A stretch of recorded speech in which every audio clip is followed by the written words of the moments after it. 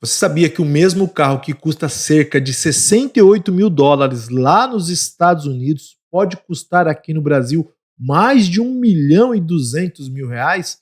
Não? Então fica até o final do vídeo aqui que eu vou te mostrar tudo sobre isso. E olha só, não é só imposto que causa toda essa diferença, hein? Então bora lá. Para começar é o seguinte, né, pessoal, que não é apenas a questão dos impostos, apesar dessa questão dos impostos aí serem realmente muito pesados, né? Encarecem muito o carro na hora que a gente vai comprar, certo? Então, isso aí já é um fator, mas não é somente a questão dos impostos. Se a gente começar aqui, nós podemos pensar em escala de produção.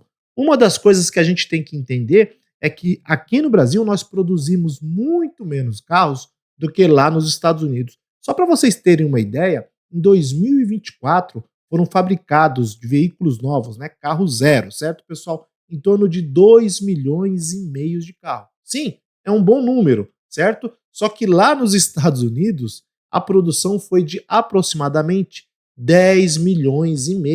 Então foram mais de 4 vezes. É um mercado onde lá nos Estados Unidos se produz mais de 4 vezes a quantidade de carros aqui no Brasil. Isso tem que ser levado em questão porque à medida que você compra mais, né, insumos, matéria-prima, você tem mais poder de barganha na negociação com os fornecedores dessas matérias-primas. Outra coisa importante é que eles têm uma menor carga tributária, e novamente, né, isso aqui traz um peso gigantesco para a compra dos carros, porque muita gente, inclusive, faz o cálculo errado, dizendo, eu estou comprando um carro de 100 mil, né, 40 mil é imposto, então estou pagando 40%. A conta não é bem essa. Outra coisa é a quantidade de montadoras lá nos Estados Unidos. Ela é muito maior que aqui no Brasil. Isso aí traz mais competição e com mais competição vem melhores oportunidades aí, porque ninguém quer perder share, ninguém quer perder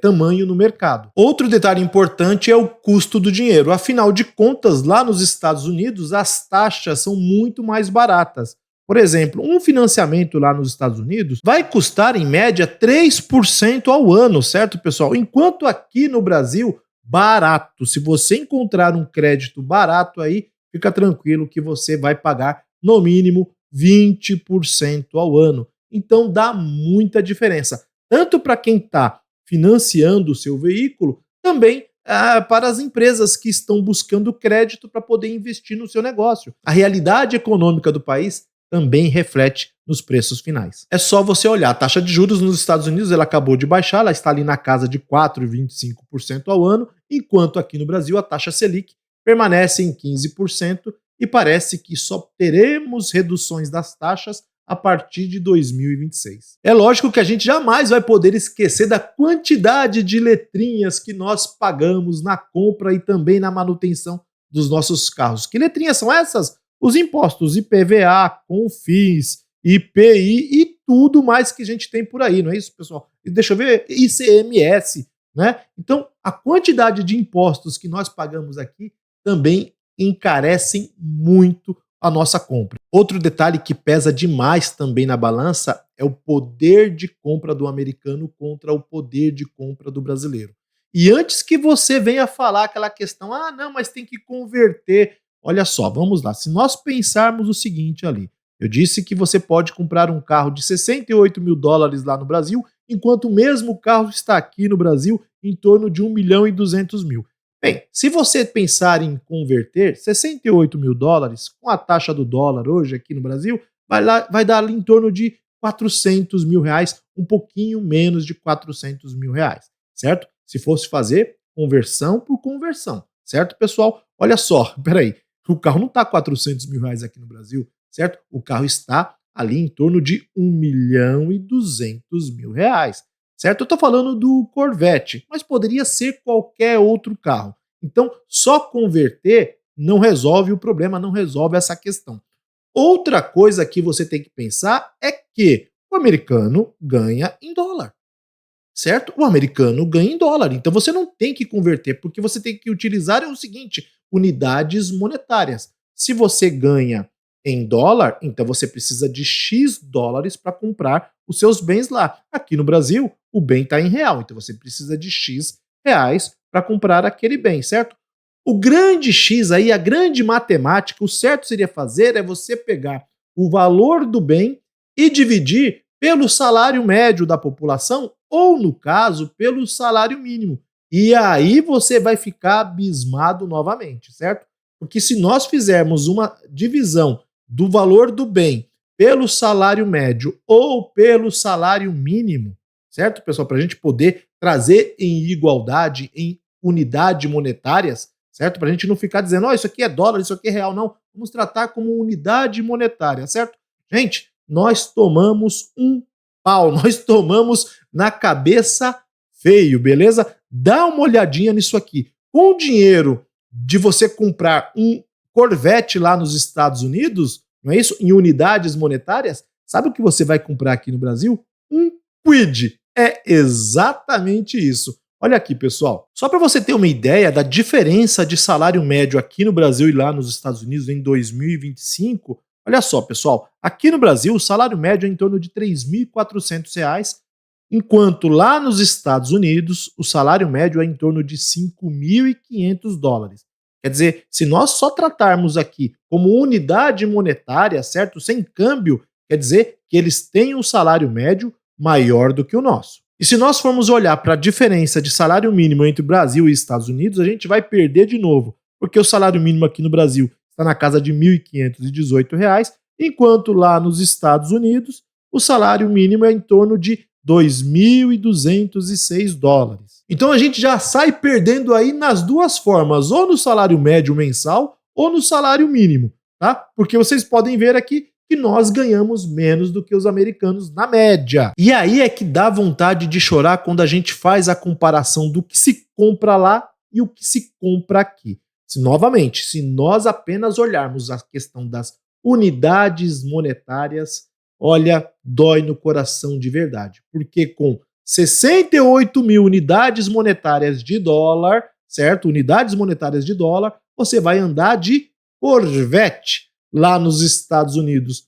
Enquanto 68 mil unidades monetárias de reais vai te entregar um Kwid. Então, a gente está comparando o valor, certo? Mas olha só, o bem que se compra com 68 mil unidades monetárias lá e o bem que se compra com 68 mil unidades monetárias aqui. E aí a vontade de chorar, ela vem de novo, porque quando a gente olha aqui, ó, o tempo necessário pelo salário médio, o que é isso aqui, pessoal? Quantos meses do meu salário, certo, eu preciso economizar para comprar aquele bem? Para eu comprar o Kwid aqui pelo salário médio, né, que é na casa de R$ 3.400, eu vou precisar de 20 meses para poder comprar esse carro. Enquanto lá nos Estados Unidos, o cara vai precisar apenas de 13 meses. É osso, né? E agora, se a gente fizer pelo salário mínimo, então fica mais triste ainda. Pelo salário mínimo, vou precisar de 44 meses para comprar esse Kwid bonitão aqui e 31 meses para andar nesse carrinho aqui, nesse Corvette.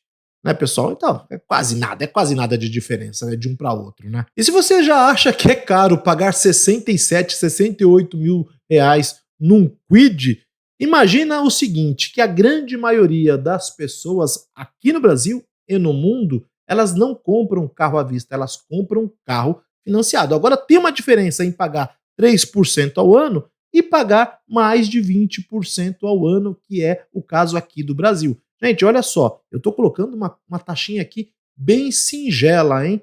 Tá? Porque eu já vi alguns lugares aí querendo cobrar quase 3% ao mês.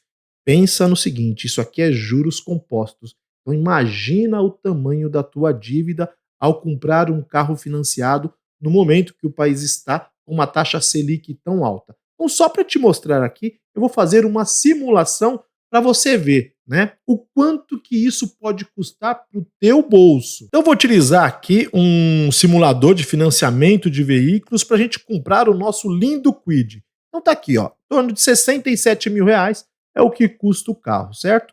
Como eu disse aqui, no Brasil, as pessoas não compram o carro à vista, elas compram geralmente parcelado, né? E geralmente as pessoas dão entre 15% e 20% do valor do carro. Mas eu vou dizer o seguinte aqui, que a pessoa está dando 20 mil de entrada, tá? 20 mil de 67 é mais de 20% do valor. Não é isso que as pessoas fazem, tá, pessoal? Certo? Mas vamos dizer aqui, olha, então a pessoa está comprando o Quid de 67 mil reais, ela está dando 20 mil de entrada. Gente, eu vou colocar uma taxa aqui que ela não tá cara, né? Pelo que a gente está vendo por aí. Na verdade, eu acho que é um absurdo, né? Para mim é caro demais, certo? Mas as pessoas, né, hoje em dia, elas não fazem conta. Elas se preocupam com o valor da parcela, certo? Elas não se preocupam com o valor da taxa, elas se preocupam com o valor da parcela. Parcela cabe no bolso, o cara vai lá e compra. E geralmente as pessoas parcelam em 48 ou até em 60 meses. Vamos ver como é que vai ficar essa brincadeira aqui em 60 meses, certo? Então vamos calcular. E é isso aqui, pessoal. O valor do seu financiamento está dando R$ 101.125 reais. Lembrando, tá? Você não está financiando 67, você está financiando 47, porque você já deu 20 mil de entrada. Quer dizer que você pagará mais que o dobro do valor que você financiou. Me diz se isso não é uma gelada. Então você está pagando aqui, né? Vamos dizer o seguinte: que você está financiando 47 mil reais e você está pagando mais de 50 mil de juros. Ao invés de você entrar numa furada dessa, entrar numa dívida dessa, porque o teu carro daqui a 5 anos, você pagou 67 hoje, vai estar valendo 30, puxa vida, não seria muito melhor você fazer o seguinte, fazer um esforço agora, nesse momento, tá? Andar de Uber, andar de ônibus durante um tempo aí e economizar, tá? Compra Bitcoin, compra criptomoeda, põe na Selic, faz o que for, qualquer coisa, tá? Mas entrar no financiamento nesse momento aqui, meu Deus do céu, tá? É risco de dar ruim 99%, né? A gente não vai dizer que é 100% porque sempre tem saída para alguma coisa, mas a chance de você tomar na cabeça é gigantesca. Então, muito cuidado com isso, tá bom, pessoal? Avalie sempre a situação econômica do país, avalie o seu momento, tá? E não haja na emoção. Afinal de contas, né, também tem uma coisa que é muito comum aqui, que as pessoas, na hora de comprar os seus carros, a emoção às vezes sobrepõe a lógica, a razão. E aí é o seguinte, tem aquele ditado, né? Quem não para pensar tem que ter bolso para pagar, beleza? Espero vocês no próximo vídeo. Um abraço e até mais. Tchau, tchau.